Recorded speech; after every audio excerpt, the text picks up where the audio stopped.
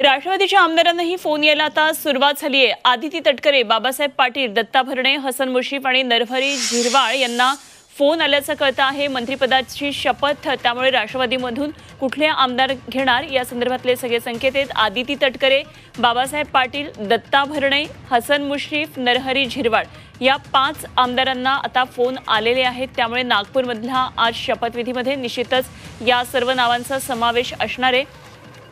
रायगडच्या मंत्री आदिती तटकरे पुन्हा एकदा आता मंत्रिमंडळामध्ये स्थान मिळवणार आहेत। बाबासाहेब पाटील पुन्हा मंत्रिमंडळामध्ये आता येत आहेत, तर दत्ता भरणे यांच्याकडे सुद्धा यावेळी मंत्रिपदाचा कार्यभार असेल। हसन मुश्रीफ यांना कुठलं खातं मिळतं हे बघणं महत्त्वाचं ठरणार आहे। नरहरी झिरवाळ यांच्याकडे कुठलं खातं जाईल याकडे सुद्धा लक्ष असणार आहे। त्यामुळे राष्ट्रवादीतून ही महत्त्वाची नावं पुढे येतात। सीमा आढे आमच्या प्रतिनिधी आपल्याबरोबर आहेत, आणखी माहिती जाणून घेऊया। सीमा, 5 नावं पुढे येतात आमदारांची, यामध्ये आदिती तटकरे, बाबासाहेब पाटील, दत्ता भरणे, हसन मुश्रीफ आणि नरहरी झिरवाळ यांना फोन आल्याचं कळतंय।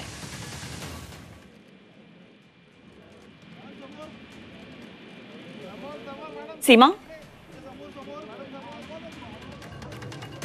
बघितलं तर आज बहुप्रतीक्षित असा शपथविधी सोहळा नागपूरमध्ये पार पडणार आहे आणि या शपथविधी सोहळ्यामध्ये जे मंत्री शपथ घेणार आहे त्यांना आता पक्षाच्या वरिष्ठ नेत्याकडून फोन यायला सुरुवात देखील झालेली आहे। राष्ट्रवादी अजित पवार गटाचे जे संभाव्य मंत्री आहेत जे आज मंत्रिपदाची शपथ घेणार आहेत, त्यापैकी आदिती तटकरे ज्या मागच्या सरकारमध्ये महिला व बालविकास मंत्री होत्या, लाडकी बहीण योजना खरं तर राबवण्यात आलेली होती, तेव्हा त्यांचं खातं हे खूप चर्चेत होतं। त्याचसोबत बाबासाहेब पाटील यांना देखील फोन आल्याची माहिती जी आहे ती मिळते। आता बाबासाहेब पाटील यांना फोन आल्यामुळे संजय बनसोडे यांचा पत्ता कट होण्याची शक्यता जी आहे ती वर्तवली जाते। दुसरं म्हणजे दत्तामामा भरणे यांचं सुद्धा नाव अनेक वेळा चर्चेत होतं आणि अखेर त्यांना आज पक्षाकडनं फोन आल्याची माहिती जी आहे ती मिळते। हसन मुश्रीफ, खरं तर असं म्हटलं जात होतं की सना मलिक किंवा हसन मुश्रीफ या दोघांपैकी एका नेत्याला आमदाराला संधी दिली जाईल। त्यापैकी आता आपण बघतो की हसन मुश्रीफ यांना फोन आल्याची माहिती जी आहे ती मिळते।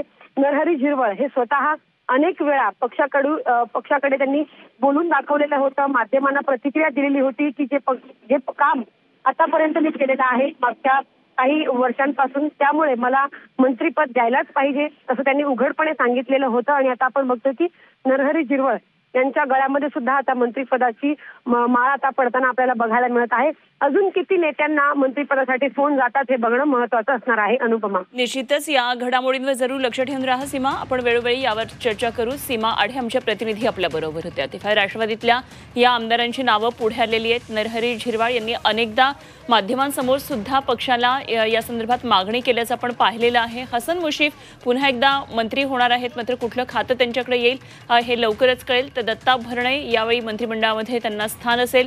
बाबासाहेब पाटील यांना सुद्धा मंत्रिमंडळामध्ये स्थान असेल आणि आदिती तटकरे, लाडकी बहीण योजना ज्यांच्या माध्यमातून राबवली गेली संपूर्ण राज्यभरामध्ये, त्या महिला बालविकास खात्याच्या ज्या आधीच्या मंत्रिमंडळामध्ये मंत्री होत्या त्यांना पुन्हा एकदा आता या मंत्रिमंडळामध्ये स्थान मिळणार आहे। अर्थातच त्यांचं हे खातं पुढे कंटिन्यू राहतंय का दुसऱ्या कुठल्या खात्याची त्यांच्याकडे जबाबदारी येते हे बघणं महत्त्वाचं ठरेल। त्यामुळे रायगड जिल्ह्याला पुन्हा एकदा मंत्रिपदाची ही माळ मिळणार आहे। राष्ट्रवादीच्या आमदारांना सुद्धा आता फोन यायला सुरुवात झालेली आहे। आणखी कोण नेमके आमदार आहेत राष्ट्रवादीतून जे आज शपथ घेणारे याकडे अर्थातच सगळ्यांचं लक्ष राहील। तर एकंदरीत आज नागपूरमधल्या या सगळ्या घडामोडींकडे संपूर्ण राज्याचं लक्ष आहे। आज मंत्रिमंडळाचा विस्तार आहे, बहुप्रतीक्षित हा मंत्रिमंडळाचा विस्तार म्हणता येईल। मुख्यमंत्री उपमुख्यमंत्र्यांनी शपथ घेऊन सुद्धा जवळपास 8 दिवस झाले, तरी देखील मंत्रिमंडळाचा विस्तार कधी होणार याबाबत बऱ्याच चर्चा होत होत्या।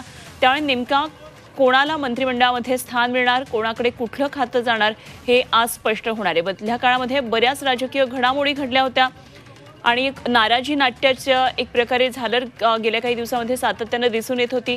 मात्र आज आता मंत्रिमंडळाचा विस्तार होणार आहे। उद्यापासून हिवाळी अधिवेशनाला सुरुवात होणार आहे, त्याआधी मंत्रिमंडळाचा हा विस्तार होतोय।